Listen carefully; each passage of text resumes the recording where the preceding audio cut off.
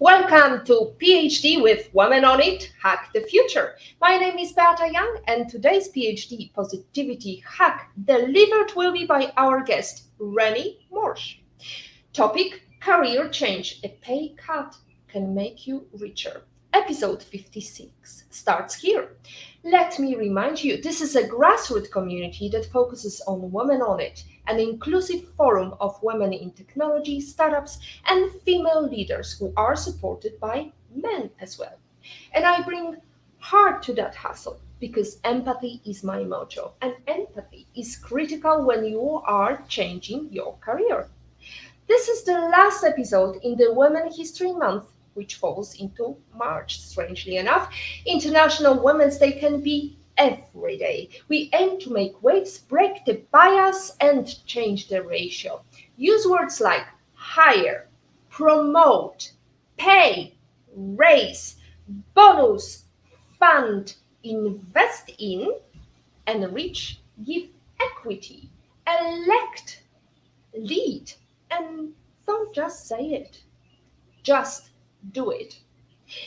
Before we dive into the topic, let me mention a few highlights. Congratulations to Robo founder Vladlena Dufresne for being accepted into Great Business Accelerator program. It's great to see Vladlena always on the go, go, go. Thank you, Jamie Allen, for his relentless support to diversity, Women on It, and its founder. That would be me. Moreover, his great quote, having kids is a perfect example of testing in production, makes so much sense. I could even swap it to having husband is a perfect example of testing in production. Congratulations to Noreen Cesario for the successful co-hosting of OWIT UK, Organization for Women and Men Working in International Trade and Business for International Women's Day. And I hope you all can join Mariela Camilleri and her business professional women network in Malta for the launch of the Girl to Leader campaign 2022, which uses as a roadmap the Charter of the Girls' Rights. In today's episode, we are going to learn career change, a pay cut that can make you richer. Making a leap in professional career is exciting, but oftentimes overwhelming and intimidating. Much more pursuing a career in a whole new industry. Since the pandemic started, 20% of workers have changed careers according to survey from Prudential. 46% of employees are considering a career change, per data collected by Microsoft.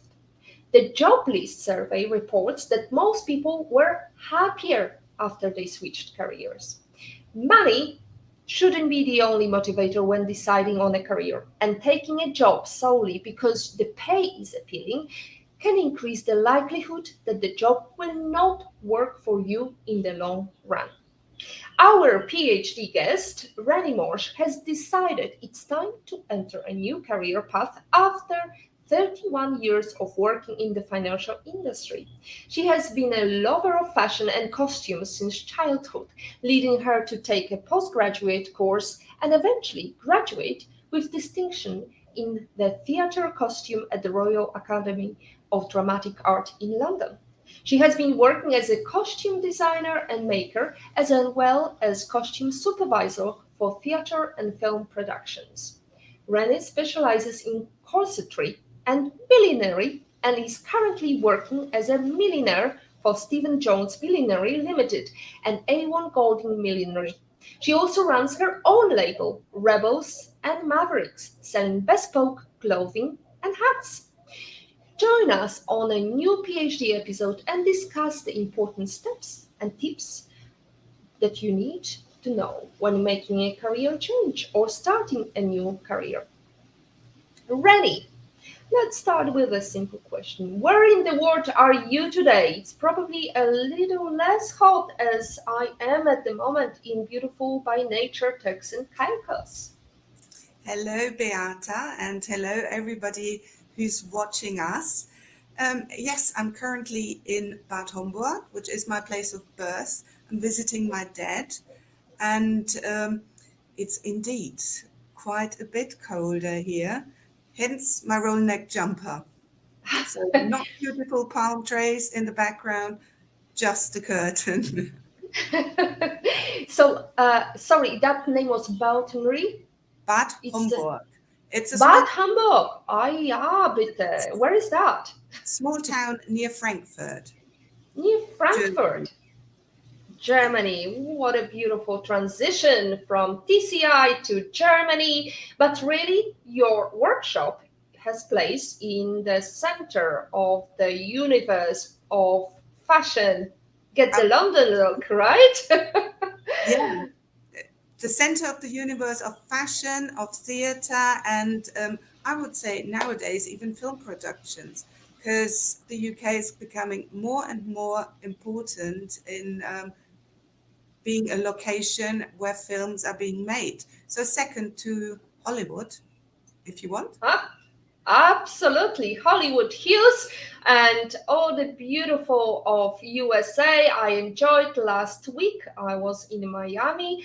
Now it's a slightly different fashion, slightly on the verge of fashion from Russian, but let's not mention because it may cause some row over the fashion choices. So let's start with the question: hat, millinery, what's the difference? Hat and millinery. Well, in millinery, we make hats, we make hat pieces. So, from very traditional hats to the most dramatic things you see on stage in the West End or in films. So, everything, the whole range is in my hands when I'm doing millinery. So I have to admit to you, I really enjoyed last year exhibition at Victoria and Albert Museum in London. They did Alice in Wonderland, and Oh, there was yes, a special chapter on Mad Hatters. And yes. I was actually reflecting. I was asking my husband about the difference between the millinery and hat maker, and he explained it all to me. But also he said that's where Mad Hatter comes from because there is a story behind it. Do you know, Rennie, why Mad Hatter? I think there was in the old days when they used chemicals, there was lead in there, and it drove people. It basically destroyed their brain cells, and it drove them mad. And that's where the Mad Hatters come from, because of the chemicals that were used in the trade. Mm. But you are in the millinery. You're not a mad person, or are you? Some people say I am. I certainly fall into the weirdo category for a lot of people, because I do love a crazy hat, and I always have. There are pictures of me, my parents took when I was a child. Oh, yeah, I definitely had a hat on, and sometimes I would put a wig even underneath. So the fable for costuming and hats has always been there with me. So, in that respect, I'm mad, but nowadays, materials we use in millinery are not that harmful anymore. And if we work with harmful chemicals, we are wearing special masks to prevent breathing in fumes and harmful material. So there is a safety procedure in place nowadays.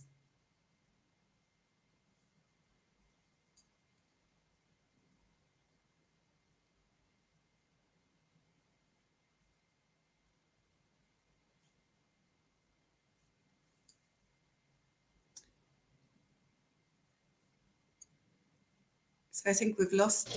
Oh, I'm back. Sorry. We had a cut of the internet for a second, but I was wondering. So my question is really to going towards the madness of going from a cushy job because you had a very nice and cushy career, and then going into something that is perceived not so stable job. So can you tell us how did you start? It was actually a relatively gradual move because I've always, as a teenager, I made my own clothes. The sewing machine was my best friend, and basically every piece of fabric I could find in the house was made into something to wear. Every Saturday night when I was going clubbing, the Saturday afternoon I spent on the sewing machine making my outfit for the night. So I've always kept a little bit of that, making things on the side when I was working in the financial industry. In 2006, I discovered Morley College in London. And because I never had a formal training in sewing or how to use the machine, how to work with a sewing pattern, I decided, okay, let's start with the basics, do a basic sewing class at Morley's. Evening class, fantastic people, and it was also kind of a means to make new friends. And I finally learned from scratch how to sew. And so because I really enjoyed this course, I took on the next course. I went to an advanced course, then checked out other courses of them till I basically run out of evening courses I could do after work. The next level was at work. They were offering the possibility to go part-time. So I reduced my working week to a 4-day week and had 1 day to do my creative stuff. And I could enroll in day courses at Morley College, which I did. So I did corsetry there. And this got me more and more into the subject. So I really dive deeper into specialty clothes making, because you would call corsetry is a kind of very special form of clothes making because it requires different skills. And so, yes, I did then a summer short course at Central St. Martin's in costume design. And the tutor of this short course, I discussed it with him after the classes, and he was actually a tutor at the Royal Academy of Dramatic Art. And he said to us, we have exactly what you're looking for. We offer a postgraduate diploma in theatre costume at RADA. We have an open day. Why don't you come and have a look and see what we do? Because my biggest concern was always, I'm not good enough to start a fashion degree or a costume degree at Central St. Martin's, because it's got this massive, big reputation. You have John Galliano and Alexander McQueen, both graduates from Central St. Martin's. So it's quite a benchmark. So I was really a bit, am I really at that age good enough to do this? And my interest was always on the wild side, and costume for me is the wild side of fashion. And hence I got into this costume thing, as I call it. And yes, this tutor, Gary, encouraged me to go to that open day, which I did. And I came out and I was almost moved to tears, because every single department in that drama school was something I was interested in.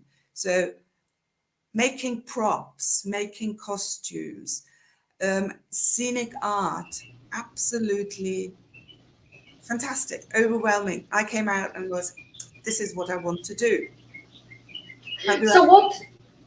So you've had a career of how many years, or what age were you when you decided to do the pay cut and career change?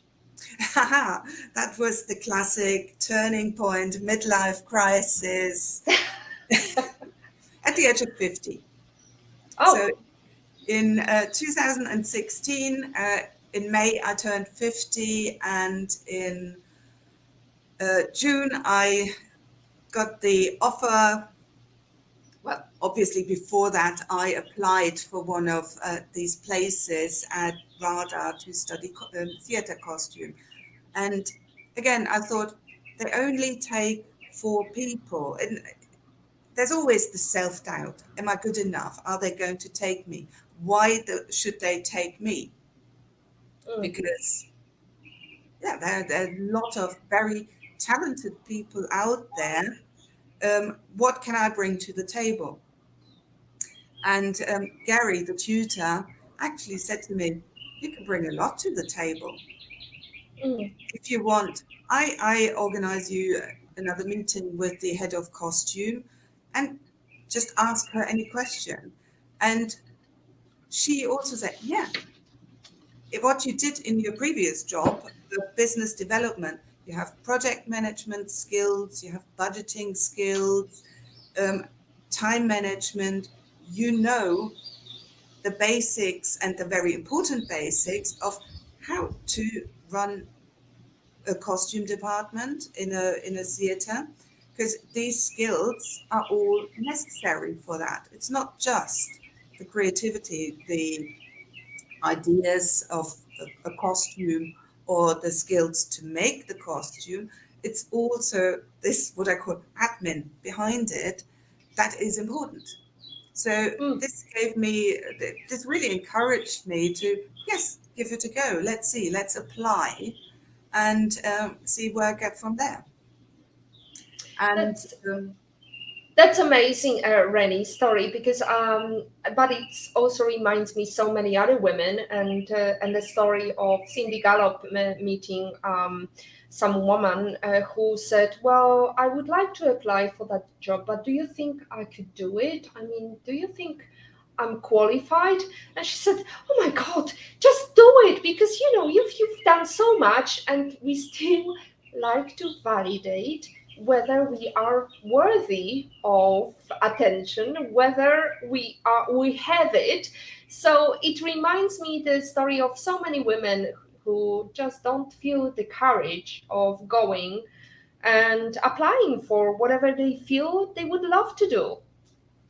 yeah, absolutely. And it's always, it runs through our genes, I think, because as women, probably we've been taught from childhood on to question ourselves and to accommodate. And then my husband said to me, well, just apply. What else can happen than a no? And I said, yeah, indeed. Yeah. Nothing else can happen. And if there is a no, I need to find out what I need to do in order to change it to a yes next time. And that's it. So I didn't have Well, to there is find out because I did get the offer with the first attempt. absolutely, as they say, if the door is closed, find the window of Yes, opportunity. yes. There you go. We have lovely comments from our audience and my husband in production, who is referring to this beautiful Jamie Allen quote of having kids is a perfect example of testing in production, or having husband is a perfect example of testing in production. Well, thank you. Best testing in production husband. I'll take whatever plaudits you generously offer. You're welcome, Patrick. We have a lovely comment from Esmeralda. Good day, Beata and Rennie. Oh, and I'm loving that hat, Beata. Well, we're gonna see some hats from Rennie's website shortly. And we have In Love and in Pain. Nice hat, Beata. Love it. Let's bring these hats and let's show some of the beautiful features on Rennie's website, please. We've seen you in different hairdo as well, so it's quite exciting. We see some very funky designs here. Can you tell us what inspiration you get? Oh, there is Reny. This particular hat you're seeing there, that was an inspiration from a 1940s hat that I think was exhibited in the Metropolitan Museum in New York. And I have a lovely navy 1940s skirt suit, and I thought I need a hat with that. And this is the outcome. And I wanted something, because in the 1940s, you see a lot of fedora style hats for women. So the originally male hats that were transformed into women's hats in this particular era of the time. And yeah, this is one of it. The next one we're seeing, it's a bowler hat. I made it custom for an actor in a theatre play. I was costuming. So it's a traditional bowler hat in the sense when they were worn in the Victorian time. So how this would be a Victorian hat. Let me ask you, Reny, this is maybe a more kind of a fashion question than really technology or leadership question, because we are focused on technology and leadership skills. But I wanted to ask you, because it's also how we show ourselves, how we are pictured, how we picture ourselves, whether it's social media, whether it's by us attending different venues. I've noticed that not every hat can suit the person. Would you say so, or would you say you just go for it, whatever you like, wear it? I think definitely whatever you like, go for it, because when you like something, it reflects your character, because otherwise you wouldn't like it. We can come to does it suit you? Does it really matter if other people think it suits you? If you like it it suits you. That's my opinion. When you like something, just go for it because it reflects your beautiful from. Sorry, I can't hear you at the moment. I hope there be interruption in the sound system. Can use for a milliner, but also do hats for men by the sounds of it. Yes, For a friend absolutely. asks. Yes, I do hats for Great. men. My husband is my biggest fan, and he's also the person who really supported and encouraged me to do this and to go for it. I think I mentioned it earlier with the application, and it was also when I received the offer, I was shocked. It's like, what do I do now? And he just stood there and said coolly to me, well, I would be really, really disappointed if you weren't taking on this offer. I was like, okay, I'll do it. And of course, now he gets a lot of hats. He hasn't got that much hair anymore, and therefore he's quite an avid hat wearer and loves his custom-made hats. So yes, I personally, my preference in costumes as well as hats is actually men's stuff. I prefer to design and make for men, because I've got the perfect model at home as well. So Absolutely. So we've got another question from Olga Vasina. Reny, what was your first hat? my first hat. When I was a kid, I had this wonderful baby blue, what you call a fisherman's hat. They're now back in fashion. So It's a German fisherman's hat, and it was baby blue fake leather, and I think you can call that my first hat. And my first hat that I bought myself was in 1979, a pink Fiorucci straw hat. Hmm. I wonder if we can find it somewhere online, Reny. Yes, you can find it on my Instagram. I have a Oh, I have a photo of me wearing this hat on my Instagram page. and your Instagram page handle is It's Reny Morsch. Reny Morsch. Let's head there later. But in the meantime, we've got another question from Agata Bellon. Does it make more sense to start late with a fresh mind fashion or as a young person without life experience? That's a tricky one. That's a tricky one. I guess you can't really generalize it. Of course, as a young person without life experience, you have the ability to completely think outside of the box and come out with absolutely mad ideas of fashion and what to wear. I think being a young person and starting off in fashion, studying fashion design, brings an advantage in itself because of that. But the later start with life experience and with yeah, everything that life has thrown onto you, this is something you can bring into fashion as well. So I wouldn't say there is one advantage to the other being older or being younger. It's what you make of it. Every age has its positive sides, and yeah. Mm. I guess it's also the target market is quite wealthy people, right? I would say because the to make a hat from the scratch, it costs quite a lot of money and it's handmade. So, what bracket are we talking about, Reny? If somebody would like to order a hat, It of course depends on the actual hat.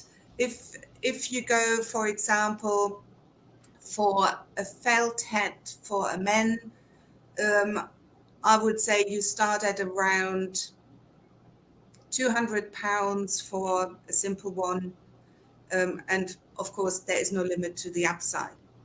From me, if you look at other designers who are better known than me, then that can be more expensive. So if you go to Stephen Jones or if you go to Philip Tracy for a men's hat, you will start at a higher bracket. But for me, as a relative beginner, it would start about there. But the end is open, as mm, usual. mm, Depends on depend. what you want. At the moment, I'm doing a few commissions, but I want to get away from that because I find it, yeah, I want to be more creative on my own side. Commissions are a little bit more onto what the client wants. And I'd rather be on the side, I design something and then I find the client rather than the other way around. Right. We've got another question that is related to our career change and pay cut discussion. Agata is asking, fabulous show. How long did your studies last, Reny? If you only look at the postgrad diploma, that was 2 years.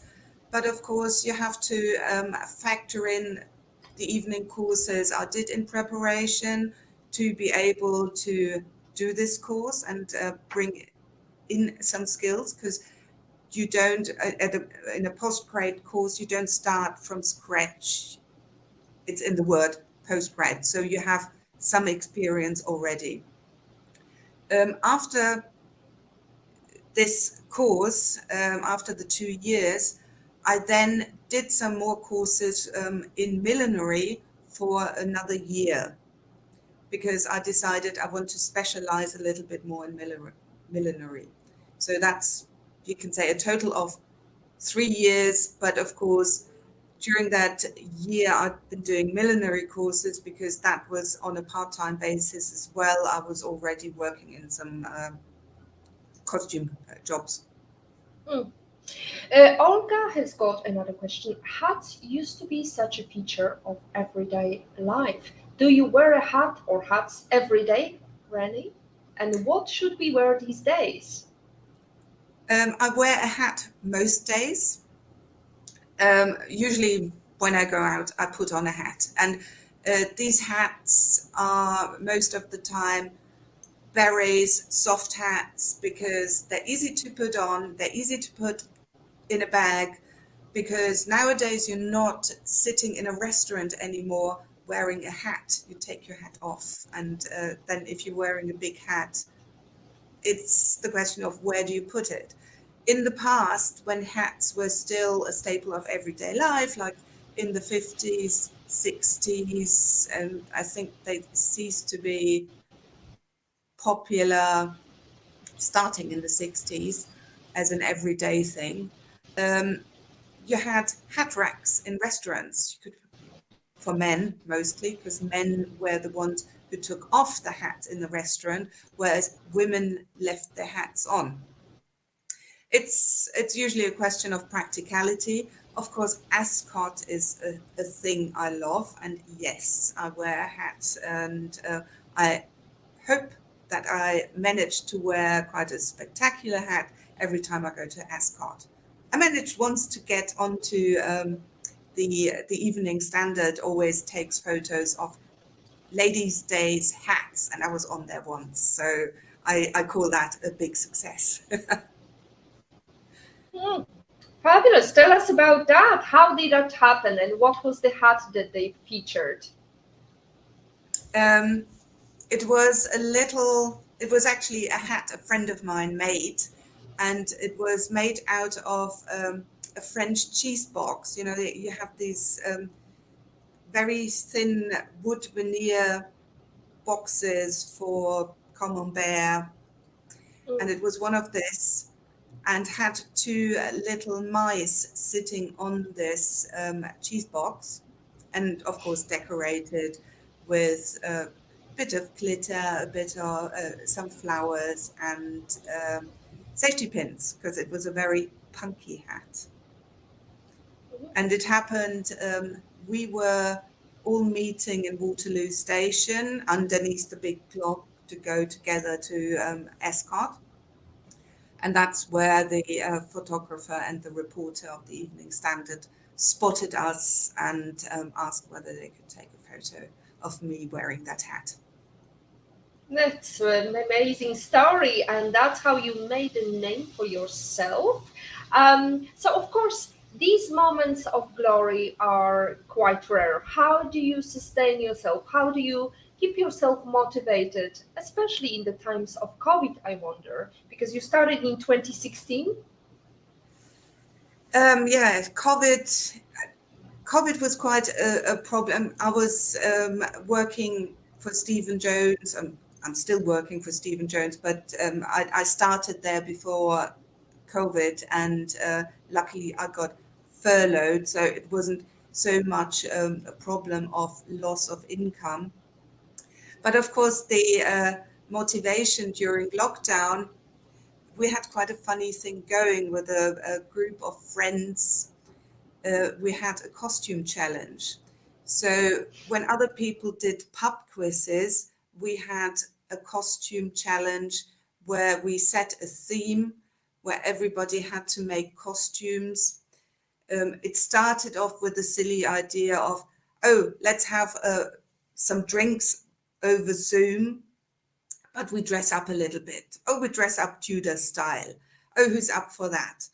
And one couple of our friends decided to also decorate their room. So they weren't only appearing in costume, they had their whole room decorated in Tudor style. And this really kicked it off, where we decorated rooms to the theme and made costumes and met with drinks over Zoom every 3 or 4 weeks, because you need preparation time.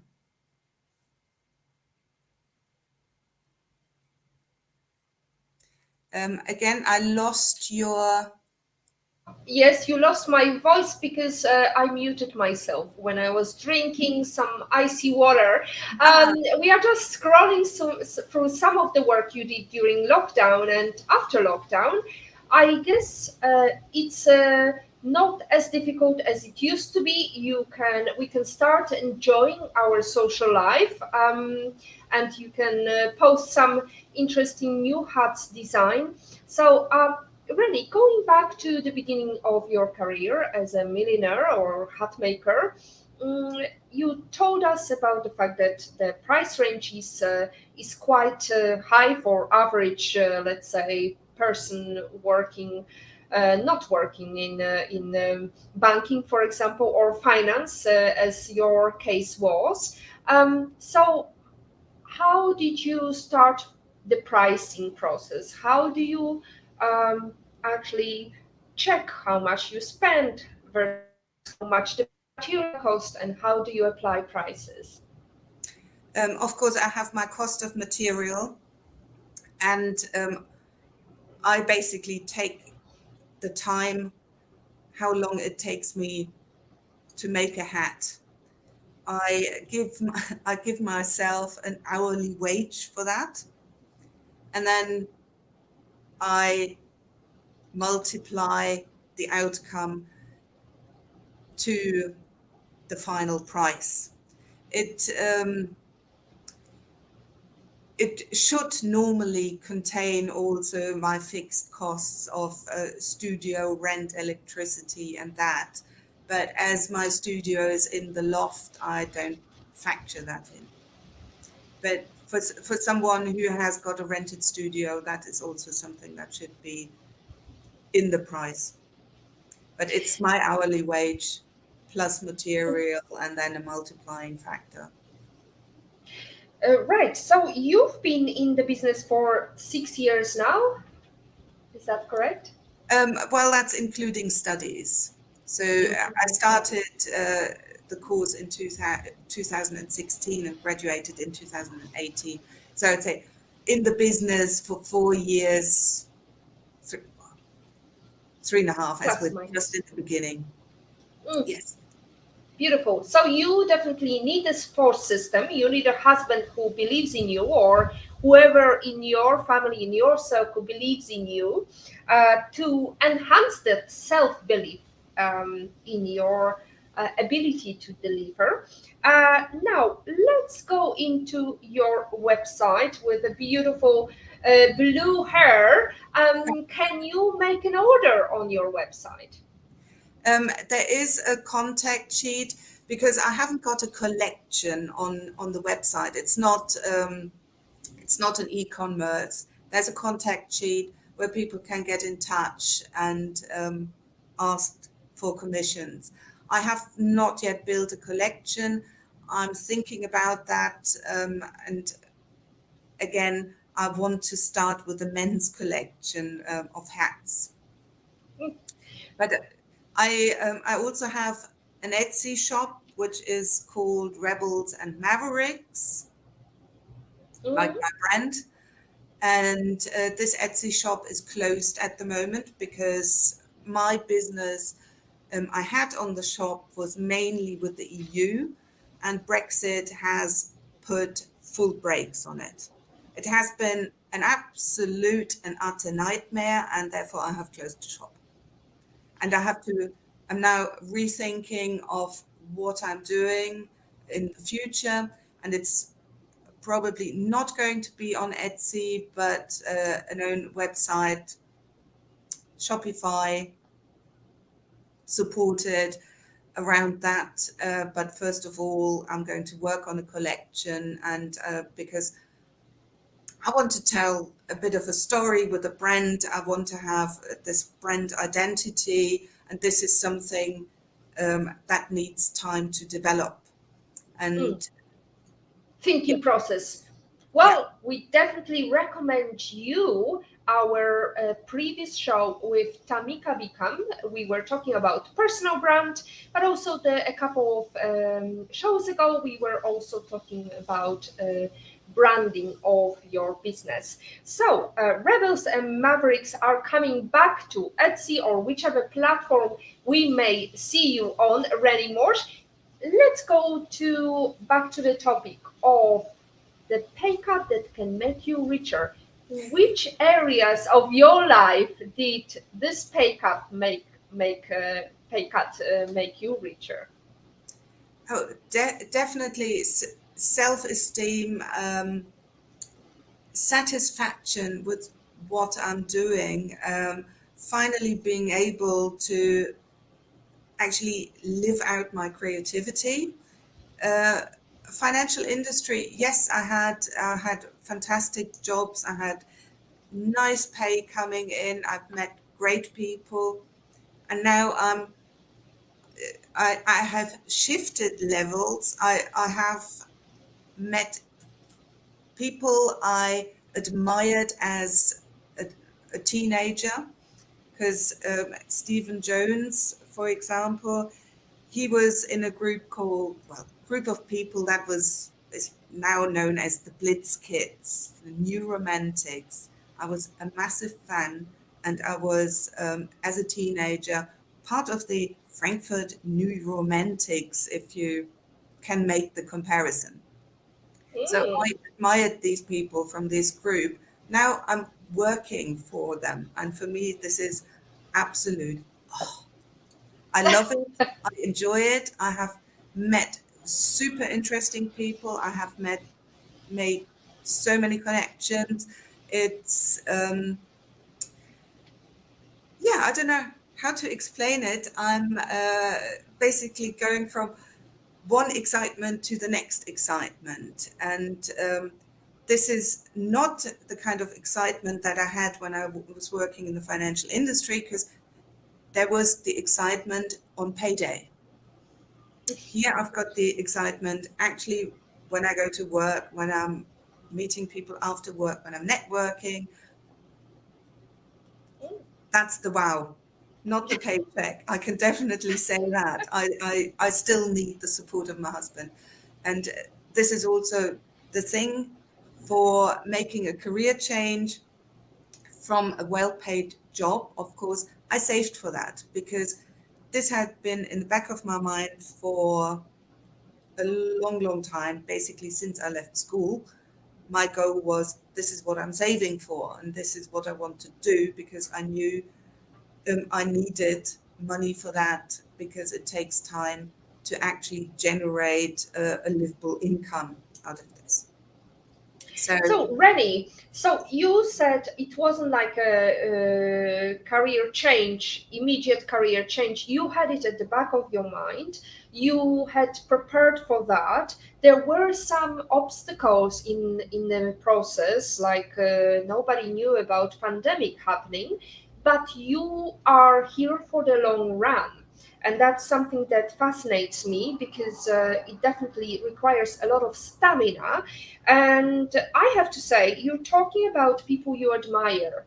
And I have to say, I admire you. And I have admiration for every single person that I have met on this channel on Positivity Hack Delivered. And also, thank you so much for this very, very positive vibe we are getting from Rennie today. Let's go into some of the comments. IPO my husband is very active. Sounds like another candidate for best husband in production. There you go. absolutely. Absolutely. And then can't see myself looking for a corset anytime soon, but the idea of a nice new fedora, tempting. And I have to say, that, Rennie, that it is actually thanks to Patrick who told me about your amazing career at Euronext and then shifting into this new mad idea of creating millinery or hats or being on your own in the world of unknown and starting from the scratch. That's really admirable. Reny, I wanted to ask you, because we are talking all about career change, about how we can make ourselves richer by going and having this freedom of creativity, freedom of making a choice and choosing your client and saying no to client and doing the things that you love. And I have to mention here Katrina Feck, a co-founder of the website Flickr. She says the most successful entrepreneurs I know are optimistic. It's part of the job description. So, question for you, Reny. How do you keep yourself so optimistic? Oh, I think I'm generally an optimistic person. I think I inherited from that from my dad. We always, yeah. For me, the class is always going back to that old boring example. The class is always half full. There's always this, what I said earlier. What's the worst case scenario that can happen? Oh, fine. No, we're looking at the best outcome. And I think I always tend to say, if you don't ask, you don't get. If you don't try, you can't succeed. So try it, and if you don't succeed the first time, maybe try again, change something, see what didn't go that well in the first place. But this is how I stay optimistic. There's always something that inspires me. I might just look at a fantastic fashion photography or an exhibition. I went to the Christian Dior exhibition at the V&A.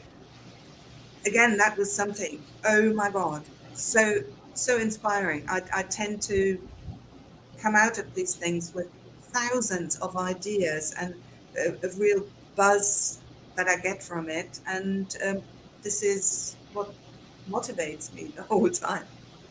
Absolutely. People who never do any more than they get paid for never get paid for any more than they do. Albert Hubbard said. Thank you very much, Racy, for that useful quotation. Reny, what advice would you give to females who wanted to do that career change and pay cut? Definitely look at it like you would look at a business. Make a plan, set your milestones, what you want to achieve in a certain time frame. Look at where you want to be in the end. What do you want to do? What do you want to be? And then make your small steps. How can you get there? And yeah, I would say every little milestone, like when I did my evening courses, every course I added was one more tick on my mental list. Yeah, I've done this now. Now I know this. I can do this. So let's go to the next higher thing and do this. So it's having a plan, but of course financially um, have a plan as well. If you don't have savings, I personally hate debts, so I couldn't go to university and have a student debt. That would kind of pull me down, but that's a personal thing. Um, I tend to think it's also very German because you get raised, no, you save money and then you can spend it. So for me, it was having this having these savings as a financial background um, gave me a lot of, freed my headspace that I didn't have to worry, is this resulting immediately in a job? I knew I had, after graduation, I gave myself 1.5 to 2 years to establish myself somewhere in the industry. Um, and I didn't really know where in the industry, but I thought if I haven't achieved an employment or gainful employment in this time, I have to start to think again because it's not working. Right. We've got Olga Vesina is asking a question. What is your greatest source of inspiration, Reny? Hashtag love this show. In inspiration in terms of favorite designers. I love fashion. I love how people dress, and my favorites are definitely Galliano, Dior, and Alexander McQueen. If you have seen these clothes, absolutely wonderful, and that just brings out my creativity. One of those things. Nature as well. I very often go into the woods on my own, and I look at leaves. It can be a dead leaf. It can be a piece of a broken twig. Anything. I get inspiration for that because I love nature. And in some of my hats, you will also find a lot of nature represented. I keep thinking it was a hat I made that got me into RADA, and it was the same hat I made that got me this job at Stephen Jones. And it was something that consisted of Icelandic moss, twigs from trees out of my garden, real fern, and some fake mushrooms. So That's something that Bjork would probably happily wear. Let's go into the book inspiration. Another question I have for you. What is the number one book you can sit and think, oh, I wish I read it before I started my pay cut?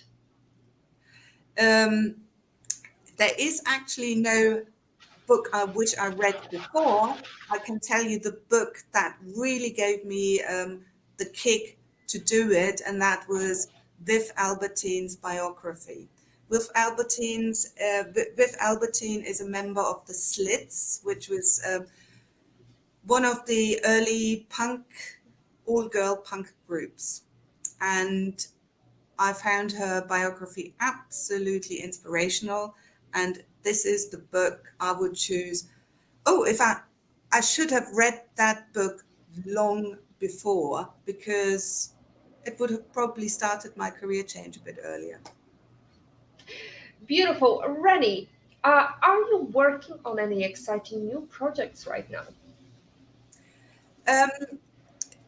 Nothing really new. I'm working on with both Stephen Jones and Awon Golding on their new collections to bring them into the public, and this is quite exciting because I always love making new collections, and then we'll see how well these collections sell.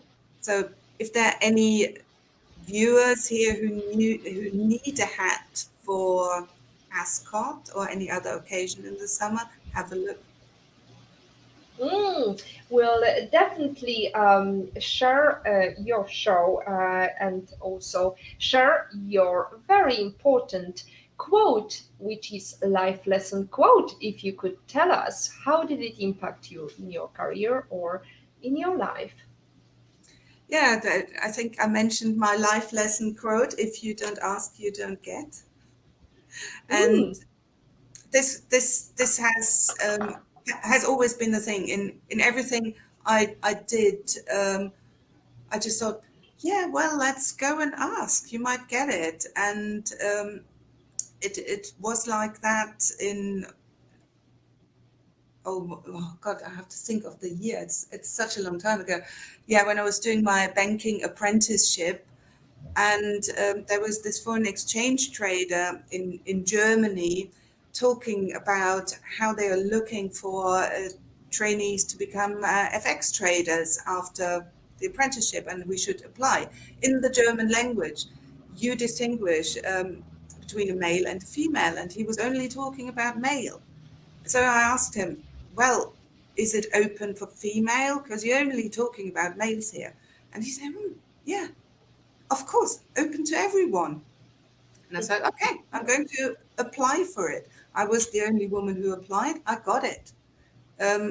Because I guess no other woman asked. And again, for a certain time, I was the only female FX spot trader trading back then, dollar mark, for the book of the bank in Germany, because that's what I wanted. And I asked for it and I worked to get it. So takes a lot of courage, Reny. I admire that. Female FX sports trader, a milliner, and going into different ways of dealing with pandemic, as well as preparing for the fear of unknown, because it's so much easier when you prepare for different optionalities. Whatever will happen is not a fear anymore. Reny, it's time for our favorite question. Imagine the pandemic is over and you can have breakfast anywhere in the world with any person in the world. Who would you choose? And will it be breakfast? No, it won't be breakfast because I'm an absolute morning grumpy person. Give me a brunch and give me that brunch. And I have two favorites. It's either Michelle Clapton, who is a costume designer. Sorry about that. My voice is going in the last few minutes. Who's a costume designer for Game of Thrones. Or Sandy Powell, also a costume designer. Fabulous. So costume designers, you would have beautiful brunch. And where would you go with them? Take your time to have that sip of water. Into my kitchen. Or maybe schnapps, as the case might be.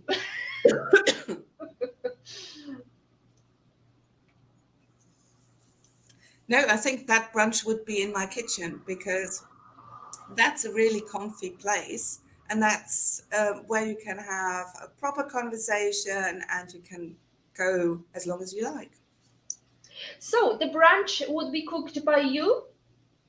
Oh, no. That's where the best husband in production comes in again. Oh, fabulous. That's great to hear. Thank you, Reny, for this fabulous show. Ladies and gentlemen, we are heading to the end of our discussion with Reny, and we are talking about our career cut. We are talking also about next week PhD, which is Creating Happiness, Key Shifts for Great Leadership. We've seen some great leadership qualities, even Reny today, and I would like to encourage you to have courage and to stay updated and sure you never miss a positivity hack delivered. Follow Woman on It and turn on notifications to be alerted once a video has been released. It takes less time to do a thing than it does to explain why you did it wrong, as Henry Longfellow has more points. I would like to also thank our lovely audience.